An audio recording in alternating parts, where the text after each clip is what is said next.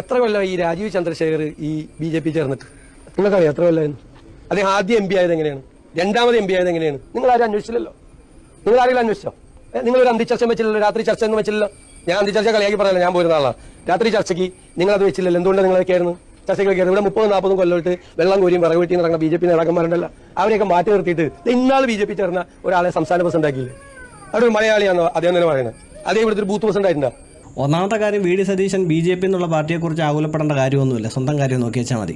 അപ്പോൾ ഇതിനകത്ത് ഇപ്പോൾ VD സതീശൻ പറഞ്ഞൊരു കാര്യമുണ്ടല്ലോ, 10-30 കൊല്ലമായിട്ട് BJPക്ക് വേണ്ടിയിട്ട് വെള്ളം കോരിയും വിറക് വെട്ടിയും കഴിയുന്ന ഒരുപാട് പ്രവർത്തകരൊക്കെ ഉണ്ട്.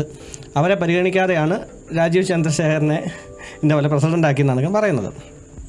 ഓക്കെ, അപ്പം ഇദ്ദേഹത്തിൻ്റെ ഈ ഒരു അഭിപ്രായം കണക്കിലെടുത്ത് നോക്കുമ്പോൾ സന്ദീപ് വാര്യർ എന്ന് പറഞ്ഞ വ്യക്തി ഒരു ബൂത്ത് പ്രസിഡൻ്റായിട്ടെങ്കിലും ഇരുന്നിട്ടുണ്ടോ ഈ കോൺഗ്രസിൻ്റെ? ഇല്ലല്ലോ. പോട്ടെ, കോൺഗ്രസിൻ്റെ പാനലിൽ ഒരു പഞ്ചായത്ത് മെമ്പറായിട്ടെങ്കിലും മത്സരിച്ചിട്ടുണ്ടോ? ഇല്ല. അപ്പോൾ അങ്ങനെ വരുമ്പോഴത്തേക്കും ഇദ്ദേഹം പറഞ്ഞ വാക്കുകളിലൂടെ, ഇദ്ദേഹത്തിൻ്റെ അഭിപ്രായത്തിലൂടെ നമുക്ക് കണക്കാക്കി നോക്കുമ്പോൾ ഇന്നലെ വന്ന സന്ദീപ് ജീനെ പിടിച്ച് എവിടെയെങ്കിലും ഒരു സീറ്റ് കൊടുക്കുമെന്ന് തോന്നുന്നുണ്ടോ? ഇല്ല. അപ്പം സന്ദീപിൻ്റെ കാര്യം ഏതാണ്ടൊക്കെ തീരുമാനമായി. വലിയ ഗെയിമത്തിൽ എവിടെയെങ്കിലും സീറ്റ് കിട്ടുമെന്നോ അധികാര മോഹമൊക്കെ ആയിട്ട് ചാടിക്കളിച്ചല്ലേ, അനുഭവിച്ചു. അല്ലെങ്കിലും സന്ദീപ് ജി എന്ന് പറഞ്ഞ വ്യക്തി കോൺഗ്രസ്സിലോട്ട് പോയപ്പോൾ അദ്ദേഹം അധികാരമൊക്കെ മോഹിച്ചിട്ടുണ്ടെങ്കിൽ അത് ഏറ്റവും വലിയ മണ്ടത്തരമാണെന്ന് നമുക്ക് പറയാൻ പറ്റുള്ളൂ. കാരണം ഈ കോൺഗ്രസ്സിൽ നേതാക്കന്മാരെ മുട്ടിട്ട് യാതൊരു രക്ഷയില്ല, അവർക്ക് തന്നെ സീറ്റ് തികയുന്നില്ല. അതിനിടയ്ക്കാണ് പുതിയ ഒരാൾ വന്ന് കയറിയിരിക്കുന്നത്. അദ്ദേഹത്തിന് വല്ല സീറ്റും കൊടുക്കുമെന്ന് തോന്നുന്നുണ്ടോ? ഒരിക്കലുമില്ല. എന്തായാലും നല്ല സ്ഥലത്തോട്ടാണ് ചെന്ന് കയറിക്കൊടുത്തത്. ഇപ്പോ മക്കയിൽ നിന്നും മദീനയിലേക്ക് വന്നു പ്രവാചകൻ. മദീനയിൽ മുസ്ലിങ്ങൾ മാത്രമല്ല ഉണ്ടായിരുന്നു, അവിടെ ജൂതന്മാരുണ്ടായിരുന്നു, ക്രൈസ്തവരുണ്ടായിരുന്നു. അവിടെ പ്രവാചകൻ അവിടെ ഒരു ഭരണഘടന ഉണ്ടാക്കി, മാതൃകാ ഭരണഘടന. അതെ, മാതൃകാ ഭരണഘടന. ഈ ഭരണഘടനയെക്കുറിച്ച് ശരിക്കും അറിയണമെന്നുണ്ടെങ്കിൽ ആരിഫ് ഹുസൈനെ പോലുള്ളവരുടെ വീഡിയോ കണ്ടാച്ചാൽ മതി. ആ മാതൃകാ ഭരണഘടനയിൽ, പ്രവാചകന്റെ മാതൃകാ ഭരണഘടനയിൽ അവിടെ മുസ്ലിങ്ങൾക്ക് മാത്രമുള്ള ഒരു ഭരണഘടന ആയിരുന്നില്ല അത്. അവിടെ മദീനയിൽ പ്രവാചകൻ ഉണ്ടാക്കിയ ഭരണഘടനയിൽ ജൂതന്മാർക്കും ക്രൈസ്തവർക്കും മുസ്ലിങ്ങൾക്കും അവരുടേതായ വിശ്വാസ പ്രമാണം അനുസരിച്ച് പ്രാർത്ഥിക്കാനും ജീവിക്കാനുമുള്ള അവകാശം പ്രദാനം ചെയ്തുകൊണ്ടുള്ള ഭരണഘടനയാണ്, മാതൃക ഭരണഘടനയാണ്. ഈ മദീനയിൽ വെച്ചുണ്ടാക്കിയത് മോഡലാണ് അത് എന്ന് പറയും.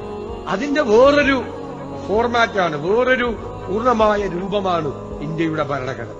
ഇസ്ലാമിന് വേറൊരു പ്രത്യേകത കൂടിയാണ്. ഇസ്ലാം കാരുണ്യത്തിന്റെ മതം കൂടിയാണ്. ഉള്ളവൻ ഇല്ലാത്തവന് കൊടുക്കണം എന്ന് കൃത്യമായി നിർദ്ദേശിക്കുന്ന ഒരു സോഷ്യലിസ്റ്റ് മതം കൂടിയാണ്. കാരുണ്യത്തിന്റെ മതമാണ്. സങ്കടങ്ങളെ ചേർത്തു പിടിക്കുന്ന മതമാണ്. ഏറ്റവും വിഷമം അനുഭവിക്കുന്നവരെ ഏറ്റവും കൂടുതൽ സഹായിക്കണം എന്ന് നിർദ്ദേശിക്കുന്ന ഒരു മതം കൂടിയാണ്. ഇദ്ദേഹത്തിൻ്റെ പ്രസംഗം കേട്ടിട്ട് സങ്കടം വന്നിട്ട് മേല. ഇസ്ലാം കാരുണ്യത്തിൻ്റെ മതമാണ്, അതെന്തെങ്കിലും ആയിക്കോട്ടെ. എന്താണ് ഈ പ്രസംഗം കൊണ്ട് താങ്കൾ ഉദ്ദേശിക്കുന്നത്? മുസ്ലിംസ് എല്ലാവരും ഞങ്ങൾ കോൺഗ്രസ്സുകാർക്ക് വോട്ട് ചെയ്യണം എന്നാണോ? അതോ മറ്റ് മതത്തിൽപ്പെട്ടവരെല്ലാവരും മുസ്ലിം മതത്തിലോട്ട് ചേക്കേറണം എന്നാണോ? ഒന്നും മനസ്സിലാകുന്നില്ല. എല്ലാവരും മുസ്ലിങ്ങളാകുക എന്നുള്ളതാണോ താങ്കൾ ഉദ്ദേശിക്കുന്നത്? ഇത്രയും നല്ല മതത്തിലോട്ട് എല്ലാവരും വരുവിൻ, അതാണോ താങ്കൾ ഉദ്ദേശിക്കുന്നത്? നിങ്ങളെയൊക്കെ സമ്മതിക്കണം കേട്ടോ. പറഞ്ഞു വരുമ്പം BJP വർഗീയ പാർട്ടി, നിങ്ങളെല്ലാം മതേതരത്വം. അതെങ്ങനെ ശരിയാകും? കോൺഗ്രസിന് കൂട്ടാരാണ് ജമാഅത്തെ ഇസ്ലാമി, LDFന് കൂട്ടാരാണ് PDPയും ഹിന്ദു മഹാസഭയും, BJPക്ക് കൂട്ടാരാണ് കാസ. പക്ഷേ BJP മാത്രം വർഗീയ പാർട്ടി. ആഹാ, അടിപൊളി. വർഗീയ പാർട്ടിക്ക് വോട്ട് ചെയ്യില്ല എന്നാണ് നിങ്ങളുടെ തീരുമാനം എന്നുണ്ടെങ്കിൽ ഈ കണ്ട ഒരു പാർട്ടിക്ക് നിങ്ങൾക്ക് വോട്ട് ചെയ്യാൻ സാധിക്കത്തില്ല.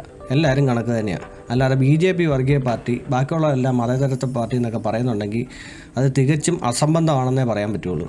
പച്ചയ്ക്ക് പറഞ്ഞു കഴിഞ്ഞാൽ മതനേതാക്കളുടെ തിണ്ണനിരങ്ങാത്ത, മതത്തിൻ്റെ കൂട്ടുപിടിക്കാത്ത ഒരു പാർട്ടിയും ഇന്നിവിടെ ഇല്ല എന്ന് വേണമെങ്കിൽ പറയാം. അതുകൊണ്ട് വിവരവും വിദ്യാഭ്യാസവും ഉള്ളവരെ വിജയിപ്പിച്ച് വിടുക.